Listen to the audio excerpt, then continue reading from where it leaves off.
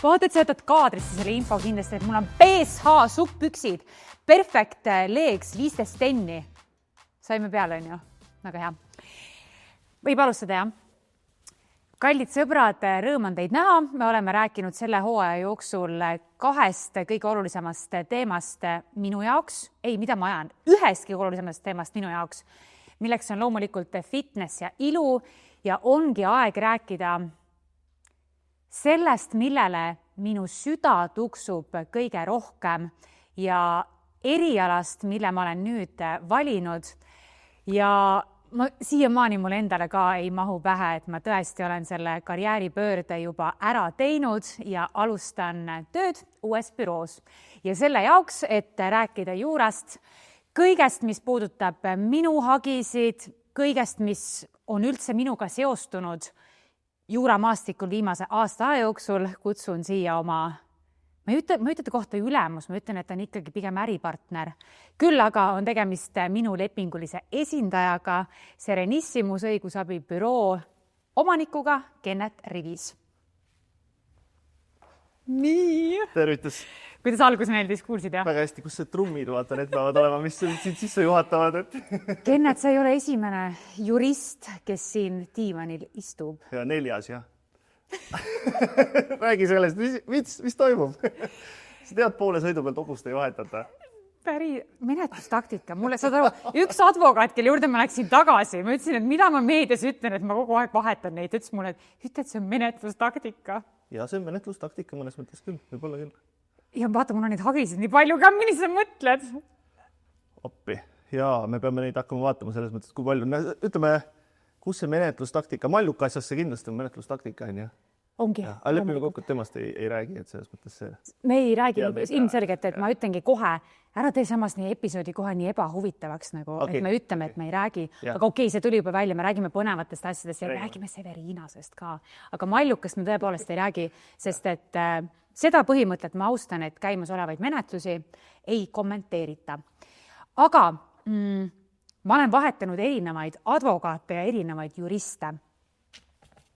Palun selgita inimestele ära, mis vahe on juristil, advokaadil ja vandeadvokaadil, sest sa ei kujuta ette, kui paljud inimesed, isegi Kroonika toimetusest, Jaanus Hämarsoo oli mingi, Brigitte, aga sa oled ju umbes advokaat, ma ei tea, mingi ülehomme.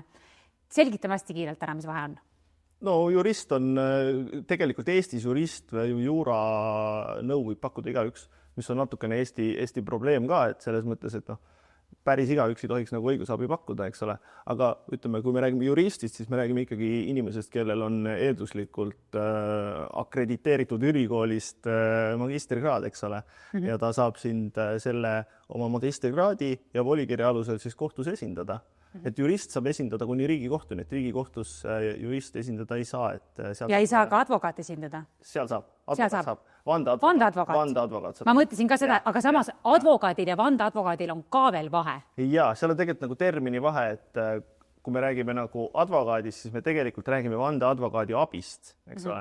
Aga kuna vandeadvokaadi abi kõlab natuke niimoodi, nagu tegemist oleks mingi sekretäriga, siis advokaadid ise ei taha ennast vandeadvokaadi abiks eriti kutsuda, siis nad ütlevad lihtsalt advokaat ja vandeadvokaat, eks ole. Jah, hinnastus on ka väga erinev ja räägime hinnastusest kohe õige pea, aga kas sa märkasid, kuidas sinu kohta öeldi, et et umbes enne mul olid nagu mingid, ma ei tea, tippbürood, eks ju? Ja siis nüüd ma võtsin mingisuguse korteriühistute venna. Räägime ära selle asja, kuidas niimoodi läks? Ma ei tea. Selles mõttes ma ei tea, kust ta selle info sai, et see on tegelikult väärväide, et mul ei ole mitte ühtegi... Aga ära muretse, tal on väga palju väärväiteid. Ja, ei seda kindlasti. Las need olla. Et korteriühistu, kui mul oleks mõni korteriühistu klient, ma oleks ülirahul. Sest korteriühistu, see on nagu... Kust ta selle info võttis nagu? Ma ei tea, ma veel käisin selles mõttes, nagu mõtlesin, et... Haksid ise oma ajus, äkki ma olen kunagi esindanud. Äkki ma olen mõnda korteriühistut esindanud, aga ei ole, ei ole.